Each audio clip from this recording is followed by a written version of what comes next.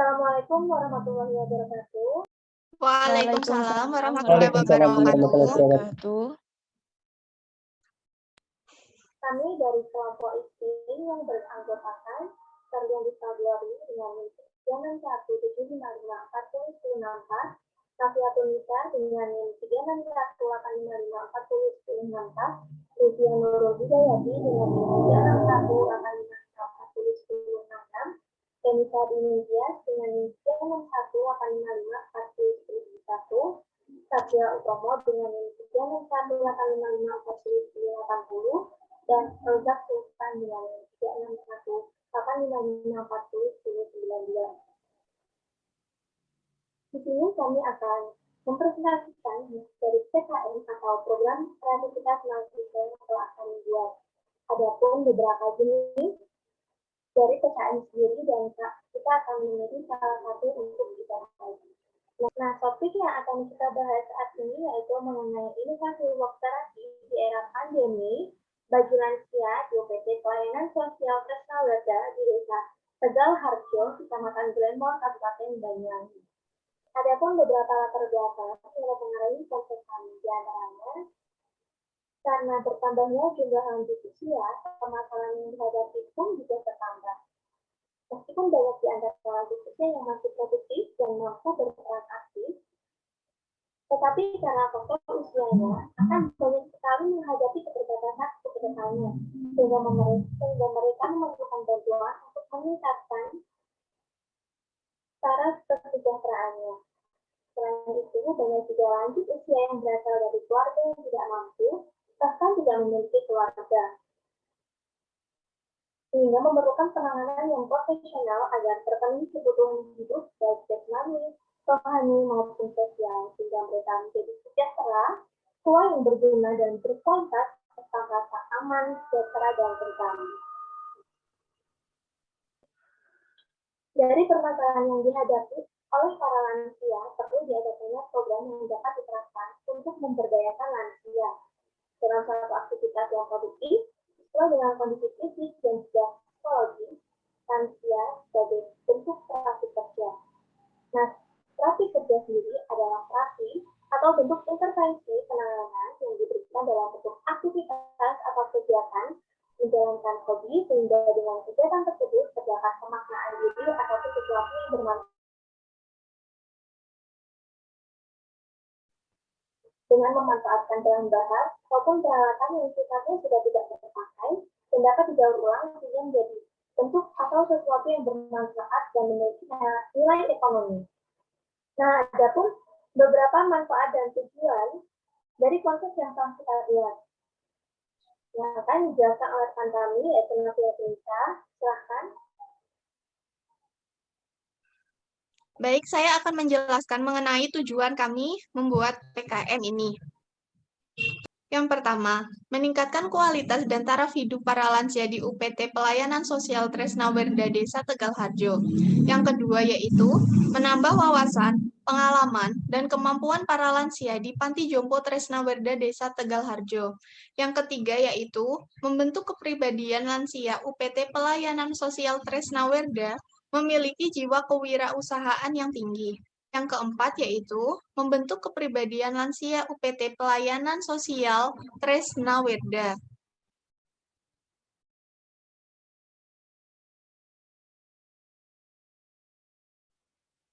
Lalu untuk manfaat kegiatannya yaitu manfaat dari segi ekonomi. Manfaat dari segi ekonomi.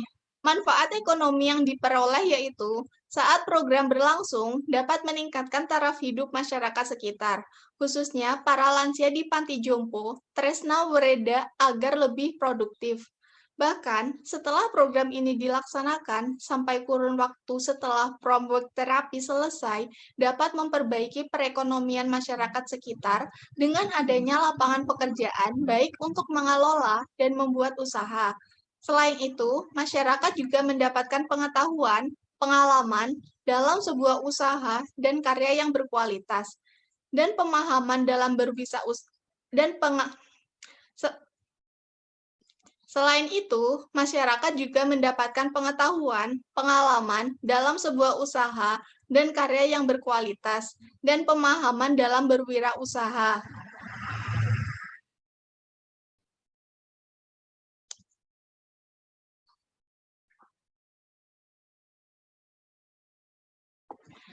Manfaat dari segi IPTEX. Manfaat IPTEX yang diperoleh yaitu saat program berlangsung, penduduk lansia di Panti Jompo Tresnawerda bisa mengetahui bagaimana cara mengembangkan potensi diri dari berbagai usaha dan karya.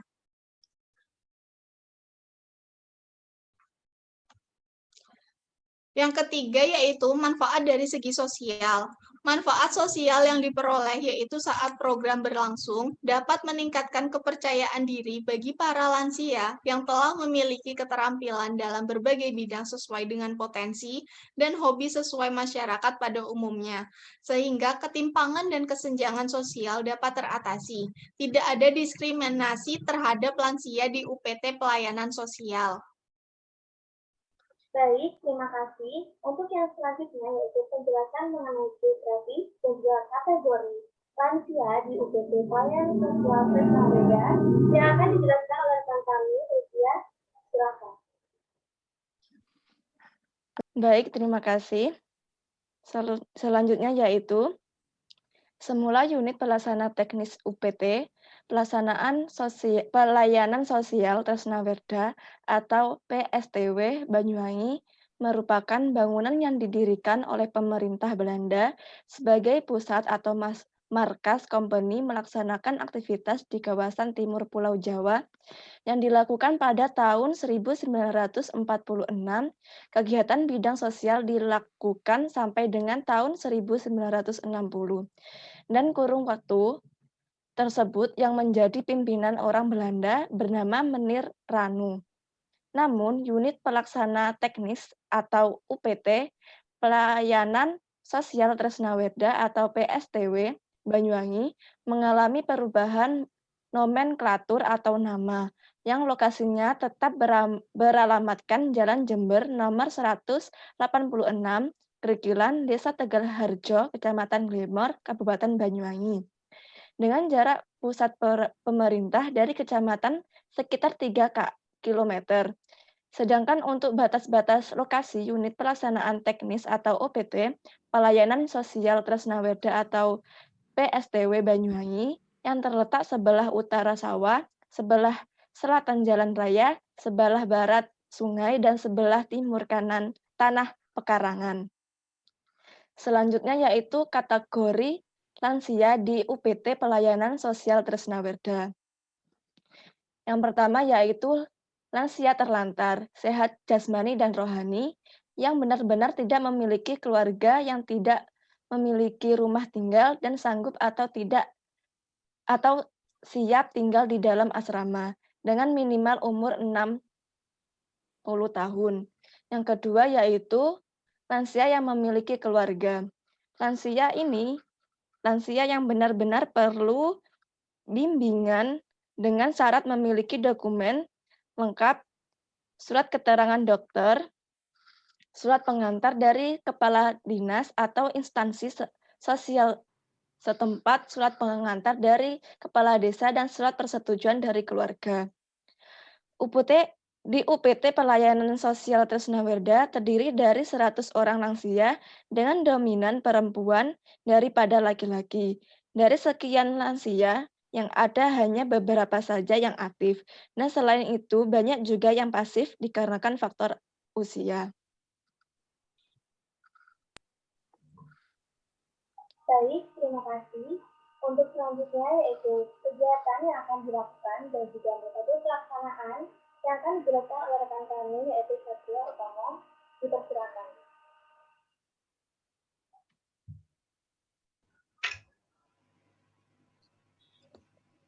Oke, selanjutnya kegiatan yang akan dilakukan pada program inovasi work terapi di era pandemi bagi lansia UPT Pelayanan Sosial Tresnawerda yaitu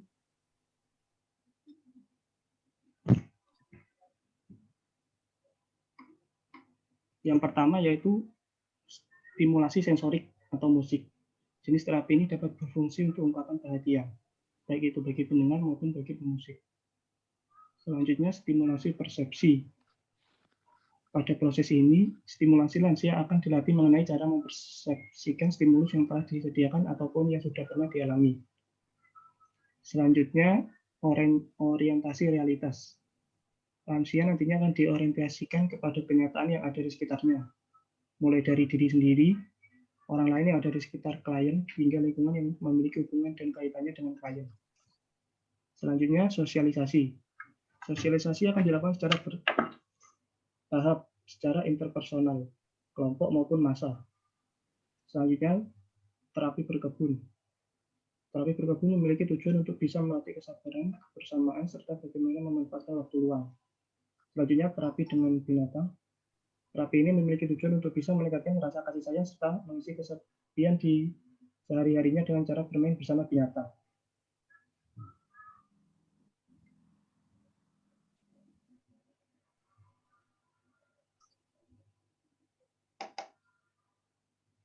Selanjutnya, terapi okupasi. Terapi ini memiliki tujuan untuk bisa yang dimiliki lansia serta meningkatkan produktivitas yang nantinya dapat dimanfaatkan untuk membuat dan menghasilkan karya dari hal-hal yang sudah disediakan. Selanjutnya, terapi kognitif. Terapi yang memiliki tujuan untuk mencegah agar daya ingat seseorang tidak menurun. Selanjutnya, life review terapi. Terapi ini memiliki tujuan untuk bisa meningkatkan gaya hidup serta harga diri. Selanjutnya, rekreasi. Memiliki tujuan untuk meningkatkan sosialisasi, gaya hidup, menghilangkan rasa bosan. Bahkan dapat melihat pandangan yang mana digunakan sebagai cara mengatasi stres. Selanjutnya, terapi keagamaan. Terapi keagamaan ini digunakan untuk tujuan kebersamaan, memberikan rasa kenyamanan, bahkan persiapan untuk menjelang kematian. Terapi keluarga. Terapi ini merupakan terapi yang diberikan oleh seluruh anggota keluarga yang mana sebagai unit penanganan.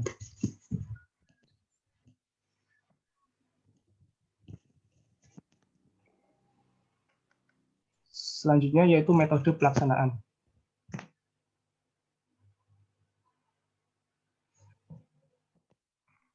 Metode pelaksanaan dibagi dua, yaitu pra-proposal dan juga pelaksanaan. Pada masa pra-proposal, yaitu yang pertama mengidentifikasi permasalahan yang ada dengan berdiskusi bersama pimpinan UPT Pelayanan Sosial Trisnawerda Banyuwangi. Selanjutnya penyusunan program rencana strategi penyelesaian masalah yang dihadapi para lansia. Selanjutnya penyusunan kerangka teknis kegiatan, pembekalan dan pengarahan para lansia, kerjasama stakeholder. Selanjutnya, pada masa metode pelaksanaan, yaitu launching program inovasi terapi di era pandemi. Yang kedua, pendampingan. Selanjutnya, evaluasi pelaksanaan program.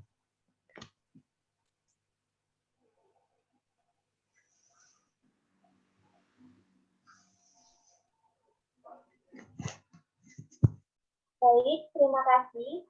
Untuk yang selanjutnya yaitu mengenai anggaran, biaya, dan juga jadwal kegiatan yang akan dilakukan oleh Polda Sultan, dipersilakan. Selanjutnya yaitu anggaran biaya.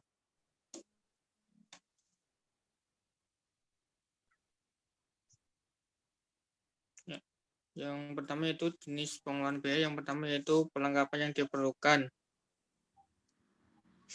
Jenis pengeluaran yang pertama yaitu perlengkapan yang diperlukan sebesar 3.300.000. Yang kedua, bahan habis pakai sebesar Rp5.411.090. Yang ketiga, perjalanan sebesar Rp2.120.000. Yang keempat, lain-lain sebesar Rp1.550.000. Jumlah pengeluarannya sebesar Rp12.381.090.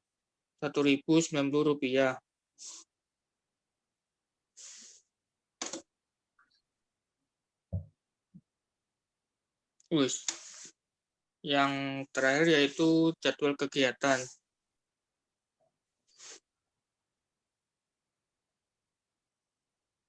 Yang jadwal kegiatan pertama yaitu menentukan permasalahan lansia di pelayanan sosial. Dimulai dari bulan pertama, minggu ke-1 hingga minggu ke-3. Yang kedua, analisa kebutuhan. Dilaksanakan bulan ke-1, minggu ke-4, sampai bulan ke-2, minggu ke-4. Yang ketiga, penyusunan program rencana kerja. dilakukan pada bulan ketiga, minggu keempat, hingga bulan ketiga, minggu ke-1. Yang keempat, pelaksanaan program kerja dilaksanakan pada bulan ketiga, minggu pertama, hingga minggu keempat.